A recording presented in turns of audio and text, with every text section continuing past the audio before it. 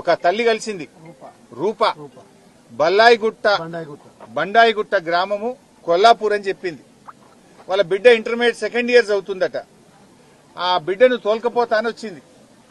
నిన్న నా బిడ్డ ఈ హాస్టల్లో కలుషిత ఆహారం తిని వామిటింగ్స్ అయినాయి, కడుపు నొప్పి లేసింది, మోషన్స్ అవుతున్నాయని బిడ్డ ఫోన్ చేస్తే ఆ అమ్మాయిని తీసుకుపోదామని వచ్చాను. పొద్దున టిఫిన్ పెట్టారు. ఇలా మెనూ ప్రకారం పెట్టాల్సిన టిఫిన్ ఏంది? ఇలా పూరి చపాతీ పెట్టాలి. పెట్టింది ఏంది? అన్నం సాంబార్ పెట్టిందట.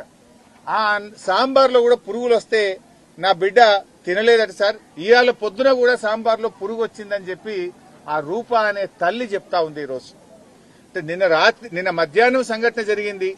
కనీసం తెల్లారన్న మంచిగా పెట్టారా? మెనూ కూడా ఫాలో గారా? ఇవాళ మెనూలో పెట్టాల్సింది పూరి, పెట్టింది అన్నం సాంబారు. ఆ సాంబార్లో పురుగులు వెళ్ళినాయి, నా బిడ్డ తినకుండా ప్లేట్ కింద పడేసింది సార్. ఇట్లయితే ఎట్లా సార్? హాస్టల్ బాగలేదు, తిండి పెట్టలేరు చక్కగా, చదువులు బాగున్నాయి అన్నది.